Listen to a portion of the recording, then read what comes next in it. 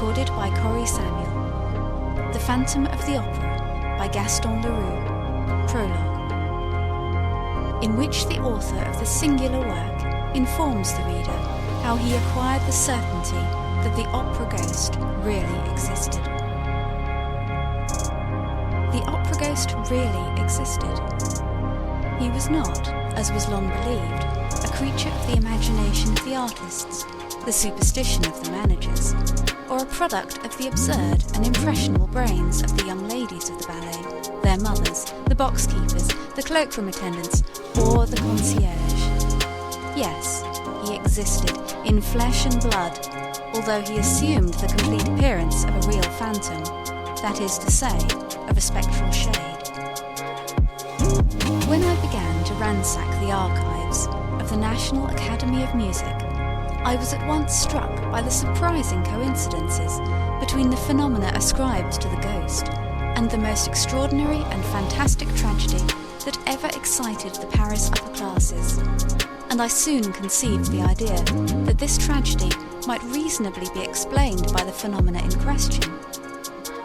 The events do not date more than 30 years back, and it would not be difficult to find at the present day, in the foyer of the ballet, old men of the highest respectability, men upon whose word one could absolutely rely, who would remember, as though they happened yesterday, the mysterious and dramatic conditions that attended the kidnapping of Christine Daae, the disappearance of the Vicomte de Chagny, and the death of his elder brother, Count Philippe, whose body was found on the bank of the lake that exists in the lower cellars of the opera on the Rue Scribe side.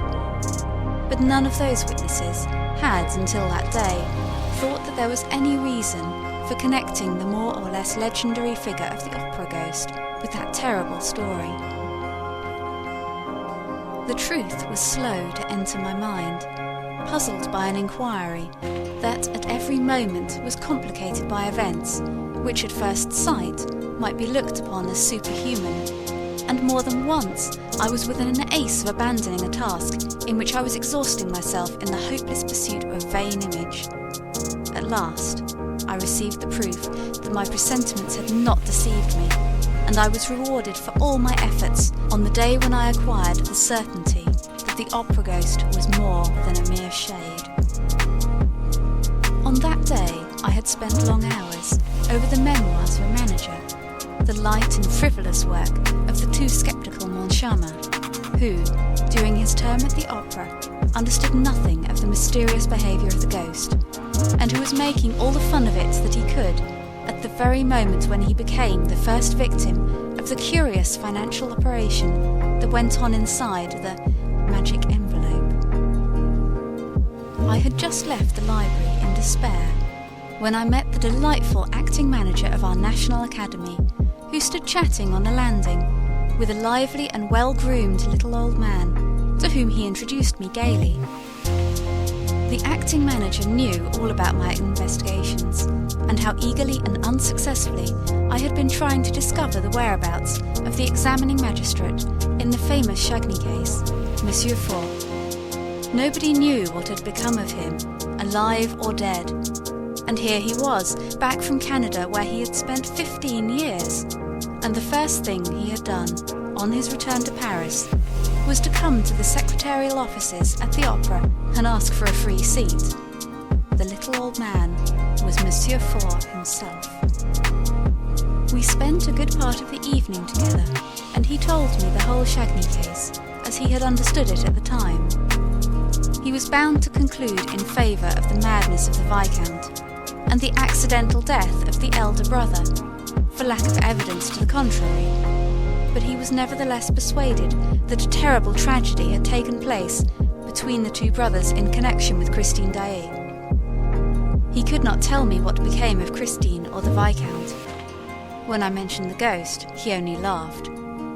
He too had been told of the curious manifestations that seemed to point to the existence of an abnormal being, residing in one of the most mysterious corners of the opera, and he knew the story of the envelope. But he had never seen anything in it worthy of his attention as magistrate in charge of the Chagny case, and it was as much as he had done to listen to the evidence of a witness who appeared of his his own accord and declared that he had often met the ghost. This witness was none other than the man whom all Paris called the Persian, and who was well known to every subscriber at the opera. The magistrate took him for a visionary. I was immensely interested by the story of the Persian. I wanted, if there were still time, to find this valuable and eccentric witness.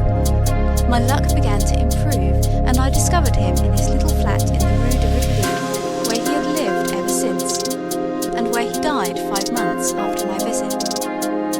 I was at first inclined to be suspicious, but when the Persian had told me, with childlike candour, all that he knew about the ghost, and had handed me the proofs of the ghost's existence, including the strange correspondence of Christine Daae, to do as I pleased with, I was no longer able to doubt. No, the ghost was not a myth. I have, I know, been told that this correspondence may have been forged from first to last by a man whose imagination had certainly been fed on the most seductive tales. But fortunately I discovered some of Christine's writing outside the famous bundle of letters, and on a comparison between the two, all my doubts were removed.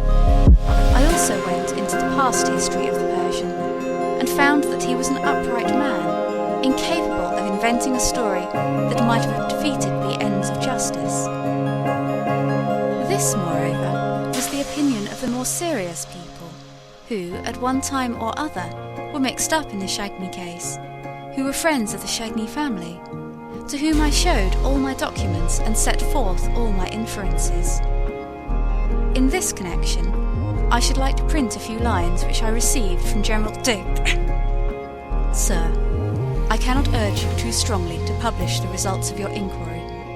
I remember perfectly that, a few weeks before the disappearance of that great singer, Christine Daae, and the tragedy which threw the whole of the Faubourg Saint-Germain into mourning, there was a great deal of talk, in the foyer of the ballet, on the subject of the ghost. And I believe that it only ceased to be discussed in consequence of the later affair that excited us all so greatly. But, if it be possible, as, after hearing you, I believe, to explain the tragedy through the ghost, then I beg you, sir, to talk to us about the ghost again.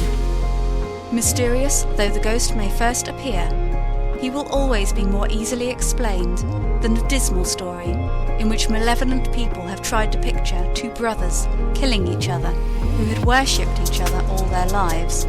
Believe me, X. Lastly, with my bundle of papers in hand, I once more went over the ghost's vast domain, the huge building which he had made his kingdom. All that my eyes saw, all that my mind perceived, corroborated the Persian's documents precisely, and a wonderful discovery crowned my labours in a very definite fashion. It will be remembered that, later, when digging in the substructure of the opera, before burying the phonographic records of the artist's voice, the workman laid bare a corpse. Well, I was at once able to prove that this corpse was that of the opera ghost. I made the acting manager put this proof to the test with his own hand.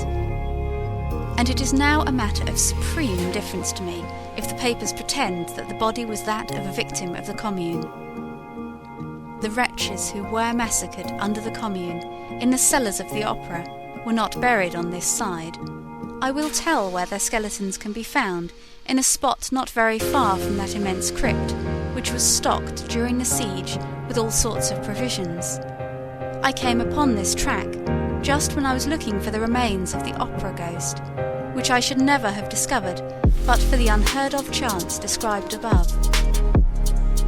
But we will return to the corpse, and what ought to be done with it. For the present I must conclude this very necessary introduction by thanking Monsieur Millefoy, who was the commissary of police called in for the first investigations after the disappearance of Christine Daae, Monsieur René, the late secretary, Monsieur Messier, the late acting manager, Monsieur Gabriel, the late chorus master, and more particularly Madame la Baronne de Castellot-Barbezac, who was once the little Meg of the story, and who is not ashamed of it. the most charming star of our Admiral Corps de Ballet, the eldest daughter of the worthy Madame Giry, now deceased, who had charge of the ghost's private box.